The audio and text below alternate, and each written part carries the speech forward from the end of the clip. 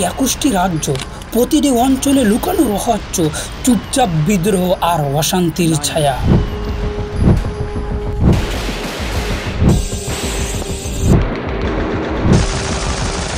কিছু রাজ্য ধর্ম রাজনীতি মিলেই এমন উত্তেজনা তৈরি করছে যা বছরগুলো ধরে আগুনের মতো জ্বলছে। কাশ্মীর, পাঞ্জাব এবং উত্তর পূর্ব ভারত, প্রতিটি কোনায় অস্ত্রধারী গোষ্ঠী, বোমা, সন্ত্রাস এবং কোটি কোটি মানুষের ভয়ে ভরা চোখে তাকাইয়া আছে। এরা চায় স্বাধীনতা, সৃষ্টি করতে চায় নতুন রাষ্ট্র, ভাঙতে চায় শাসন। তাদের ছায়া এসে পড়েছে বাংলাদেশেরও সীমান্তে।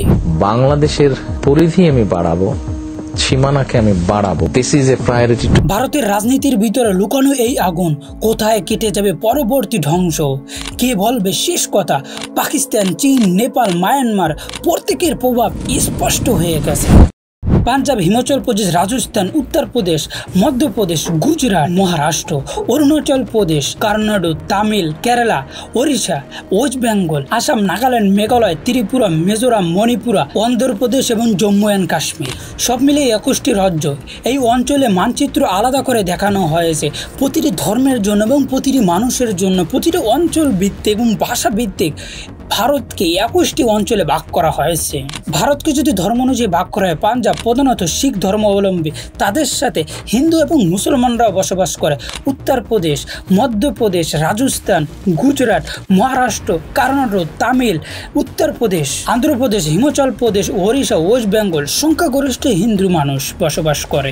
জম্মু অ্যান্ড কাশ্মীর সংখ্যাগরিষ্ঠ মুসলমান বসবাস করে, তাদের সাথে হিন্দু এবং বৌদ্ধরা বসবাস করে। কেরালা হিন্দু সংখ্যাগরিষ্ঠ, তবে মুসলমান এবং খ্রিস্টানের সংখ্যা অনেক বেশি। নাগাল্যান্ড, মিজোরাম এবং মেঘালয় প্রধানত খ্রিস্টান ধর্মের মানুষরা বসবাস করে সেই জায়গায়। আসাম, ত্রিপুরা, মণিপুর এবং অরুণাচল প্রদেশ হিন্দু সংখ্যাগরিষ্ঠ, তবে মুসলমান এবং খ্রিস্টানের সংখ্যা কোনো অংশে কম নয় এবং বিভিন্ন আদিবাসীরাও সেখানে বসবাস করে। ভারতের ভিতরে উল্লেখযোগ্য বিচ্ছিন্নবাদী আন্দোলনকারী অনেক গোষ্ঠী রয়েছে, যেমন জম্মু অ্যান্ড কাশ্মীরে তারা আলাদা হতে চায়। বিভিন্ন কাশ্মীরে বিচ্ছিন্নবাদী আন্দোলন এবং উগ্রপন্থী সংগঠন রয়েছে। তাদের লক্ষ্য হলো ভারত থেকে কাশ্মীরকে আলাদা করা এবং কেউ কেউ স্বাধীন রাষ্ট্র গঠন করতে চায়, আবার কেউ কেউ পাকিস্তানের সাথে যোগ দিতে চায়। উল্লেখযোগ্য সংগঠন হলো হিজবুল মুজাহিদিন, জৈশে মোহাম্মদ এবং লস্করে তৈয়বা। তাদের অবস্থান এখনও সংকীর্ণ রয়েছে, যদিও কাশ্মীরের ভিতরে ভারতীয় সেনা কড়া নিরাপত্তা থাকার কারণে তারা এখনও কাশ্মীরকে ভারত থেকে আলাদা করতে পারেনি। দ্বিতীয় হলো খালিস্তান আন্দোলন, পাঞ্জাব তারা আলাদা হতে চায়। শিখ গোষ্ঠী, তাদের লক্ষ্য হলো পাঞ্জাবকে আলাদা করে খালিস্তান নামে স্বাধীন রাষ্ট্র গঠন করা। তাদের উল্লেখযোগ্য সংগঠন হলো বারবাসা খালেসা ইন্টারন্যাশনাল, দাল খালাসা ইত্যাদি। তাদের অবস্থান ভারতের ভিতরে অনেক দুর্বল রয়েছে, কিন্তু প্রবাসী শিখদের মাঝে তাদের অনেক সমর্থন এবং জনপ্রিয়তা রয়েছে। বিশেষ করে যুক্তরাষ্ট্র এবং কানাডা তাদের জনপ্রিয়তা অনেক বেশি এবং তাদের এই যে আন্দোলন বেশি প্রভাবিত করছে যুক্তরাষ্ট্র এবং কানাডার ভিতরে। তৃতীয় হলো উত্তর পূর্ব ভারত, নাগাল্যান্ড গোষ্ঠীগুলো হলো NSCN। তাদের এখন লক্ষ্য হয়েছে গ্রেটার নাগাল্যান্ড তৈরি করা, স্বাধীন নাগা রাষ্ট্র প্রতিষ্ঠা করা। ভারতের সাথে এখন তাদের শান্তি চুক্তি রয়েছে, কিন্তু তারা এখনও অস্ত্রধারী।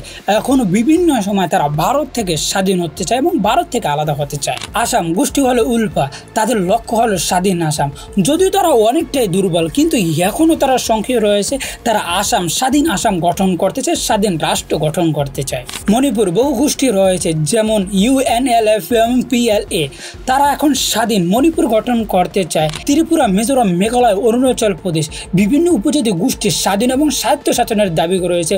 যদিও তারা অনেকটাই দুর্বল, কিন্তু তারা এখনও পর্যন্ত স্বায়ত্তশাসন এবং স্বাধীন হতে চায় এবং স্বাধীন রাষ্ট্র গঠন করতে চায়। মাওবাদী এবং নকশাল আন্দোলন, ছত্তিশগড়, ঝাড়খণ্ড, ওড়িশা, বিহার, মহারাষ্ট্র, অন্ধ্রপ্রদেশ তাদের লক্ষ্য হলো ভারত সরকারকে উদ্ধার করে মাওবাদী কমিউনিস্ট রাষ্ট্র গঠন করা এবং তাদের প্রধান গোষ্ঠী হল এবং প্রধান সংগঠন হলো CPI এবং তারা এখনও সংখ্যায় রয়েছে, বিশেষ করে জঙ্গল এবং ভারতের ভিতরে সবচেয়ে অভ্যন্তরীণ নিরাপত্তা হুমকি হলো এই মাওবাদী আন্দোলন অথবা CPI। শুধু তাই নয়, ভারতের বিচ্ছিন্নবাদী আন্দোলনকারীরা ভারতের ভিতরে কয়েকটি গুরুত্বপূর্ণ হামলা করেছে। তার ভিতরে সর্বপ্রথম যাদের নাম বলতে হবে সেটা হলো কাশ্মীরের বিচ্ছিন্নবাদী আন্দোলনকারীরা। তারা সবচেয়ে গুরুত্বপূর্ণ হামলা করেছে এবং ভারতকে সবচেয়ে বেশি ভয়ঙ্কর এবং বিপদের মুখে ফেলাইছে কাশ্মীরের বিচ্ছিন্নবাদী আন্দোলনকারীরা। 1999 সালে কার্গিল যুদ্ধ, পাকিস্তান সমর্থিত সন্ত্রাসীরা কাশ্মীরে পাহাড়ি এক এলাকা দখল করে রেখেছিল। 2001 সালে ভারতীয় সংসদে হামলা এবং দিল্লির সংসদে জঙ্গি হামলার কারণে 9 6 জন নিহত হয়েছিল। 2008 সালে বোম্বাই হামলা, পাকিস্তান ভিত্তিক লস্করে তাইবা সন্ত্রাসীরা বোম্বাই শহরে হামলা চালিয়ে 170 জনের বেশি মানুষকে নিহত করেছিল। 2019 সালে পুলওয়ামায় হামলা, আত্মঘাতী বোমা হামলায় 40 জনের বেশি ভারতীয় সেনা নিহত হয়েছিল, দায় স্বীকার করেছিল জৈশে মোহাম্মদ। 2025 সালে পেহেলগাম হামলা এবং 26 জন পর্যটক নিহত হয়েছিল। তারপর হলো পাঞ্জাবের খালিস্তান আন্দোলন। 1984 সালে অপারেশন ব্লু স্টার, অমৃতসরে স্বর্ণ মন্দিরে ভারতীয় সেনা অভিযান চালায়, এতে শত শত খালিস্তানগামী যোদ্ধা নিহত হয়। 1984 সালে ইন্দিরা গান্ধী হত্যা, ভারতীয় প্রধানমন্ত্রীকে তার শিখ দেহরক্ষীরা হত্যা করে। এবং 1985 সালে এয়ার ইন্ডিয়া বিস্ফোরণ, কানাডা থেকে উড়ন্ত বিমানে খালিস্তানি জঙ্গিরা বোমা বিস্ফোরণ করে, এতে 329 জন মানুষ নিহত হয়। এবং ভারতের ইতিহাসে সবচেয়ে বড় বিমান দুর্ঘটনা হলো উত্তর পূর্ব ভারতের বিদ্রোহী গোষ্ঠী 1950 সালে আসামে উল্পার হামলা, সেনা এবং সাধারণ জনগণের উপর একাধিক বোমা হামলা। 1991 সালে নাগাল্যান্ডে NSCN হামলা, ভারতীয় সেনাদের সঙ্গে সংঘর্ষ এবং বহু সেনা নিহত হয় ভারতীয়। এবং 2004 সালে আসাম ব্লাস্ট, উলফার সিরিজ বোমা হামলায় ডজন খানিকের উপর মানুষ নিহত হয়েছে এবং সাধারণ জনগণ থেকে সেনাবাহিনী পর্যন্ত নিহত হয়েছিল। মাওবাদী এবং নকশালবন্দি হামলা, 2010 সালে দান্তোয়ারি হামলা, ছত্তিশগড় মাওবাদী আন্দোলনকারীরা ভারতীয় 76 জন সেনাকে হত্যা করেছিল। এবং 2013 সালে ছত্তিশগড় কংগ্রেস কনভয় হামলা করেছিল, মাওবাদী হামলায় ওই কংগ্রেস নেতা সহ 27 জন নিহত হয়েছিল। 2021 সালে ছত্তিশগড় মাওবাদী হামলায় একসাথে 20 জনের বেশি ভারতীয় সেনা নিহত হয়েছিল। শুধু ভারতের বিচ্ছিন্নবাদী আন্দোলনকারীরা ভারতের বিভিন্ন অঞ্চলকে ভারত থেকে আলাদা করতে চায় না, ভারতের আশেপাশে যে সমস্ত রাষ্ট্রগুলো আছে তারা সকলেই চায় ভারতের বিভিন্ন অঞ্চল যেন ভারত থেকে আলাদা হতে চায়। তার ভিতরে সর্বপ্রথম এবং তাদের নাম তো সর্বপ্রথম বলতে হবে, সেটা হলো পাকিস্তান। ভারতের পাকিস্তানের সাথে কাশ্মীর ইস্যুতে সবচেয়ে বড় বিরোধ এবং 3বার বড় যুদ্ধ হয়েছিল।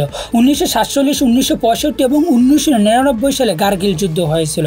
পাকিস্তান শুধু ভারতের সাথে যুদ্ধ করে ক্ষান্ত না, ভারতের ভিতরে পাকিস্তানের অনেক প্রভাব রয়েছে। কাশ্মীরের বিচ্ছিন্নবাদী আন্দোলনকারীদের সরাসরি সমর্থন এবং অর্থ ও অস্ত্র সমস্ত জিনিস দিয়ে সাহায্য সহযোগিতা করে। লস্করে তাইবা এবং জৈশে মোহাম্মদ সহ জঙ্গি সংগঠনগুলো পাকিস্তান থেকে সরাসরি পরিচালনা হয় এবং খালিস্তান আন্দোলনগুলোকে সমর্থন দিয়েছিল সবসময় পাকিস্তান। পাকিস্তানের পরে দ্বিতীয় স্থানে আছে চীন। চীনের সাথে সীমান্ত নিয়ে ভারতের অনেক সংঘর্ষ রয়েছে। লাদাখ এবং অরুণাচল প্রদেশ নিয়ে কয়েকবার তাদের যুদ্ধের মুখোমুখি হয়েছিল এবং 1962 সালে চীন এবং ভারতের যুদ্ধ হয়েছিল। শুধু তাই নয়, 2020 সালে গালওয়ান উপত্যকায় রক্তক্ষয়ী সংঘর্ষ হয়েছিল, যদিও যুদ্ধের মুখোমুখি হয়েছিল, যদিও যুদ্ধ হয়নি। শুধু তাই না, পাকিস্তানের মতো ভারতের ভিতরে চীনেরও অনেক প্রভাব রয়েছে। উত্তর পূর্ব ভারতের ভিতরে বিদ্রোহী গোষ্ঠীগুলোর সামনে যেমন নাগাল্যান্ড, মণিপুরের অনেক বিচ্ছিন্নবাদী আন্দোলনকারীদের সাথে চীনের সাথে সম্পর্ক এবং চীন তাদেরকে সমর্থন দিয়েছিল। বিশেষ করে নাগাল্যান্ড এবং মিজোরাম এবং মণিপুরের অনেক বিদ্রোহী গোষ্ঠী এবং বিচ্ছিন্নবাদী আন্দোলনকারীদের সরাসরি সমর্থন দিয়েছিল একসময় চীন। শুধু তাই নয়, মাওবাদী আন্দোলনের আদর্শ চীন থেকে অনুপ্রাণিত হয়েছে।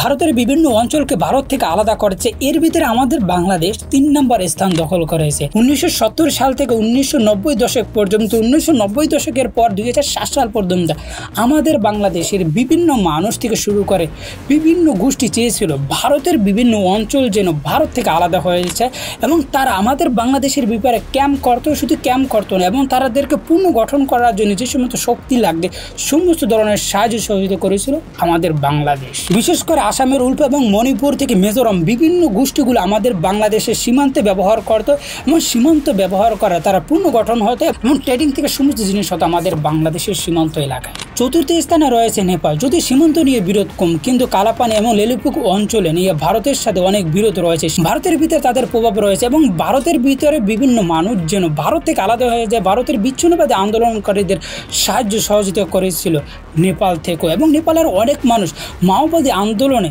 অংশ নিয়েছিল। পঞ্চম হলো শ্রীলঙ্কা। সরাসরি ভারতের বিভিন্ন বিচ্ছিন্নবাদী আন্দোলনকারীদের সমর্থন তারা কম করেছিল, কিন্তু তামিলনাড়ুর বিদ্রোহীদের তাদের প্রভাব ছিল অনেক বেশি এবং তারা ভারতের রাজনীতির ভিতরে অনেক প্রভাব ফেলেছিল শ্রীলঙ্কার মাধ্যমে। ষষ্ঠ স্থান দখল করেছে মায়ানমার।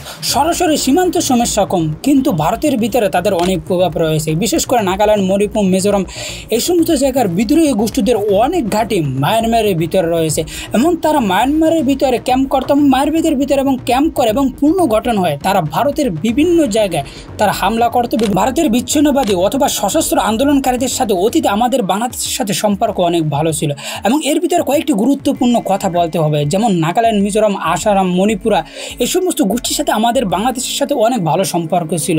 তারা আমাদের বাংলাদেশের ভিতরে ক্যাম্প করতো এবং বাংলাদেশের ভিতরে তারা সীমান্ত এলাকা ব্যবহার করে ভারতে হামলা করতো, ভারতের সেনাবাহিনীর উপর তারা হামলা করতো এবং তাদের ক্যাম্প ছিল এবং তারা পূর্ণ গঠন হতো, ট্রেনিং থেকে শুরু করে সমস্ত জিনিস তারা আমাদের বাংলাদেশের বিভিন্ন অঞ্চল ব্যবহার করতো এবং তাদের যত ধরনের সাহায্য লাগতো সমস্ত আমাদের বাংলাদেশ থেকেই আসতো, যদিও সরাসরি প্রকাশ্যে কোনো দিন করতো না। দ্বিতীয় হলো শ্রীমঙ্গল বা সিলেটের সীমান্ত এলাকা নিয়ে তাদের আড্ডা হতো এবং তারা পূর্ণ গঠন করতো, বিশেষ করে আসামের উলফা এই সমস্ত জায়গায় ঘাঁটি করে রাখতো এবং ঘাঁটি করে তাদের সীমান্ত জায়গা ব্যবহার করে তারা ভারতের বিভিন্ন জায়গায় আক্রমণ করতো।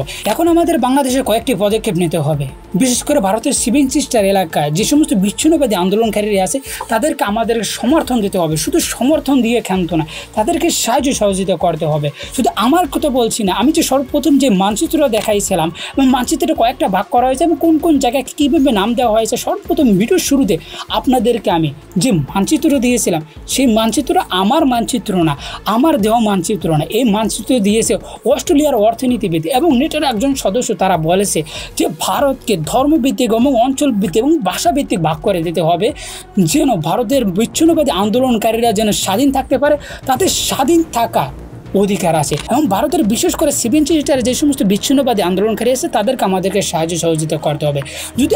যদি তাদেরকে সাহায্য সহযোগিতা না করি, আমরা যদি তাদেরকে অস্ত্র থেকে রসদ সমস্ত জিনিস দিয়ে সাহায্য সহযোগিতা না করি, অতি শীঘ্রই আমরা একটা সময় আসবে, আমরা সময় আফসোস করবো আমরা কেন তাদেরকে সাহায্য সহযোগিতা করলাম না, আমরা এত কেন তাদেরকে উপকার করলাম না। দেখেছেন ভারত বিভিন্ন সময় আমাদের বাংলাদেশের ভিতরে বিভিন্ন হস্তক্ষেপ করছে এবং আমাদের বাংলাদেশের বিরুদ্ধে তারা বিভিন্ন সময় বিভিন্ন ষড়যন্ত্র করছে।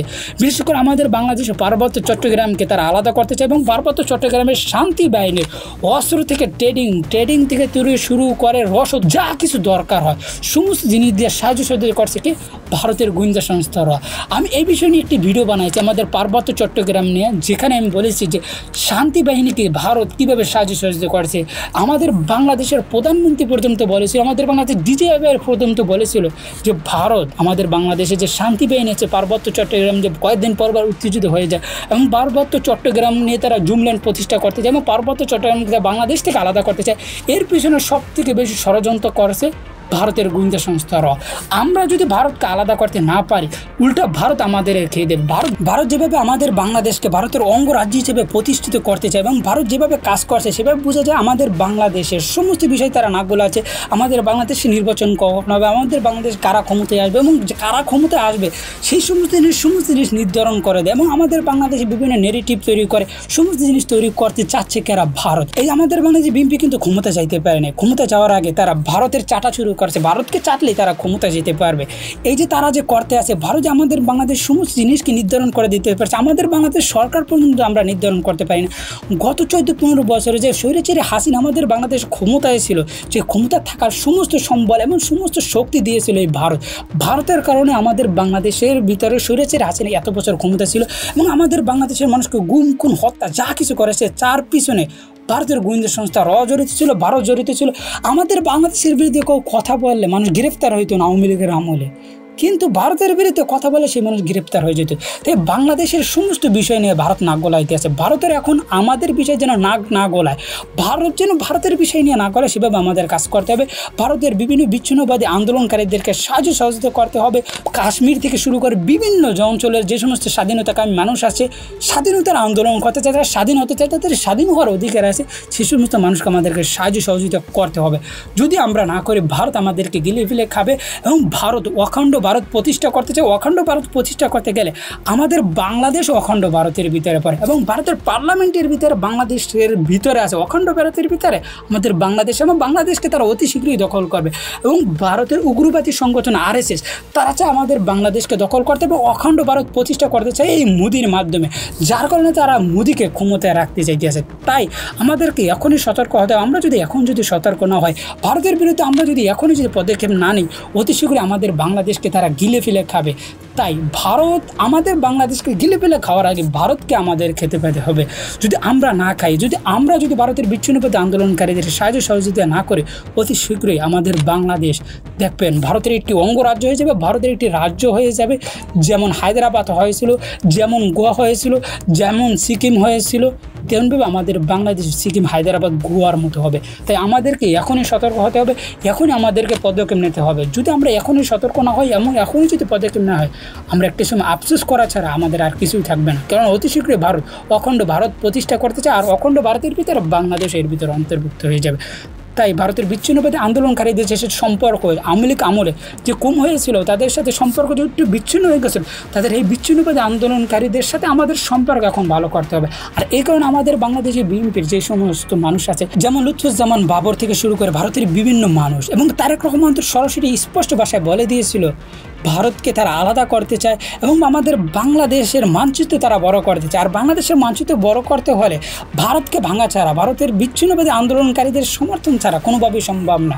বাংলাদেশের পরিধি আমি বাড়াবো, সীমানাকে আমি বাড়াবো। This is a priority. তাই যে সমস্ত মানুষ ভারতের সাথে সম্পর্ক ভালো ছিল, বিশেষ করে ভারতের বিচ্ছিন্নবাদী আন্দোলনকারীদের সাথে সম্পর্ক ভালো ছিল, তাদেরকে আমাদের বাংলাদেশে বিভিন্ন পদে বড় বড় পদে বসে বিচ্ছিন্নবাদী আন্দোলনকারীদের সাথে আমাদেরকে সম্পর্ক বাঁচাতে হবে। যদি আমরা সম্পর্ক না করি, তাহলে আমাদের যে মনে আছে আমাদের 2009 সালে পিলখানা হত্যাকাণ্ডে, আর পিলখানা হত্যাকাণ্ডের ভিতরে সমস্ত অপরাধের সাথে এবং হত্যাকাণ্ডের ভিতরে প্রথম সারির নেতৃত্ব দিয়েছিল ভারতের গোয়েন্দা সংস্থা র, এবং ভারতের সাথে জড়িত ছিল। শুধু তাই না, আমাদের 2024 সালে জুলাই গণঅভ্যুত্থানে আমাদের বাংলাদেশ যে মানুষ মারা হয়েছিল এবং ছাত্র জনতাকে হত্যা করা হয়েছিল, সেখানেও ভারতের বাহিনী ছিল। তারা হিন্দি ভাষায় কথা বলতো এবং বাংলাদেশের মানুষকে হত্যা করছে, এবং পিলখানা যারা হত্যা করছে তারাও হিন্দি ভাষায় কথা বলে। এবং বিভিন্ন সময় হাসিনা যে সময় বিপদে পড়েছে, শাপলা চত্বরের কথা থেকে শুরু করে আপনি যত হত্যা মামলা, যেমন যত বড় বড় মানুষ হত্যা করেছে এবং বড় বড় ক্রাইসিস হয়েছে, এবং সেই সময় বাংলাদেশের মানুষকে বড় বড় ক্রাইসিসে বড় বড় মানুষকে যে হত্যা করা হয়েছে, প্রত্যেকটা হত্যার পিছনে ভারতের গোয়েন্দা সংস্থা র ছিল। শুধু নয়, তারা আমাদের বাংলাদেশে নিয়ে খেলতো না, তারা কানাডা থেকে ইউরোপ, আমেরিকা, তারা বিভিন্ন জায়গায় অরাজকতা সৃষ্টি করেছে ভারত। এবং ভারতের মতো যদি দেশটা এরকম থাকতে পারে এবং ভারত যদি ঠিকঠাক থাকতে পারে, অতি শীঘ্রই বিশ্বের জন্য ভারত যে বড় হুমকি, সেটা দিবালোকে নিয়ে স্পষ্ট হয়ে গেছে। যার ফলে বিভিন্ন মানুষ দিবালোকে নিয়ে স্পষ্ট ভাষায় বলছে ভারতকে ভেঙে আলাদা আলাদা করে দিতে হবে। আমরা যদি ভারতকে ভেঙে আলাদা আলাদা না করি, বিশ্ব কয়েক বছর পর দেখবে ভারত বিশ্বের জন্য কত বড় হুমকি। তাই এখনই আমাদেরকে সতর্ক হতে হবে এবং ভারতকে 21 টুকরা করতে হবে। বিভিন্ন ধর্মভিত্তিক এবং অঞ্চল ভিত্তিক এবং ভাষা ভিত্তিক ভারতকে 21টি টুকরা করতে হবে। এই কথা আমি বলছি না, আমাদের ডক্টর ইউনূসও বলছে না, আমাদের বাংলাদেশের কেউ বলছে। আমাদের বাংলাদেশ ডক্টর ইউনূস একবার বলছে যে বাংলাদেশ নিয়ে যদি বেশি বাড়াবাড়ি করে ভারতের 7 সিস্টারও ঠান্ডা মাথায় থাকতে পারবে না, ভারতের 7 সিস্টারও ঠিক থাকতে পারবে না। শুধু আমাদের বাংলাদেশ ডক্টর ইউনূস, আমাদের বাংলাদেশের বিভিন্ন মানুষ বলছে ভারতকে এখনই ভাঙতে হবে, ভারতের বিচ্ছিন্নবাদী আন্দোলনকারীদের সাথে সম্পর্ক ভালো করতে হবে। ইউরোপ, আমেরিকা থেকে নেটো থেকে ইউরোপীয় ইউনিয়ন, সমস্ত মানুষ বলছে ভারতকে ভাঙতে হবে।